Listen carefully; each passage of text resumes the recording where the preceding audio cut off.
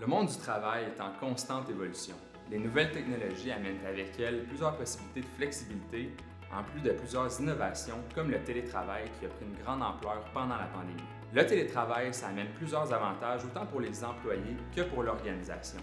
Par exemple, le coût des infrastructures peut être diminué pour les organisations, tandis que la flexibilité peut être augmentée pour les employés.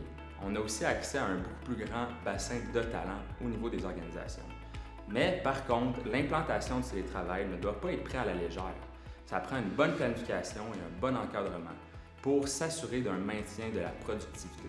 Il y a plusieurs étapes clés qu'on va aller mettre en place, comme en premier, l'évaluation de la faisabilité du télétravail dans votre organisation. Donc, on va aller déterminer quel poste on veut avoir en télétravail, est-ce qu'on a les technologies nécessaires pour le mettre en place et surtout, est-ce que les employés ont le matériel nécessaire pour pouvoir faire le télétravail à la maison.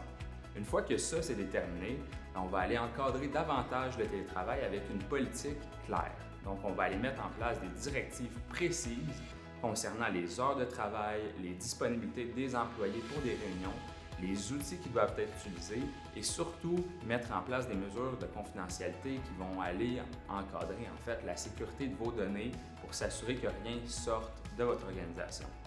Une fois que ça c'est fait, bien là, il va y avoir un deuxième encadrement, plutôt sous la forme de supervision par les gestionnaires. Donc, on va aller s'assurer d'adapter la méthode de gestion pour bien encadrer le télétravail, puis pour s'assurer de faire un excellent suivi du progrès des travaux en cours. Pour faire ça, bien, ça prend des interactions régulières pour surtout aller éviter l'isolement des employés qui pourrait nuire à leur productivité. Ça va être important au fil du temps d'évaluer le processus. Donc, on veut aller un petit peu voir comment ça se passe sur le terrain à la maison. On va faire des enquêtes auprès de nos employés, on peut faire des entretiens individuels. Puis tout ça, ça va nous donner des données qu'on va pouvoir aller évaluer, puis ça va permettre d'ajuster le processus, puis finalement d'améliorer notre télétravail au fil du temps à votre réalité de votre organisation. Donc, en bref, une politique claire, un encadrement efficace et un engagement continu de la part de votre équipe permet une amélioration de votre performance malgré la distance et ça va vous permettre d'intégrer avec succès le télétravail dans votre organisation.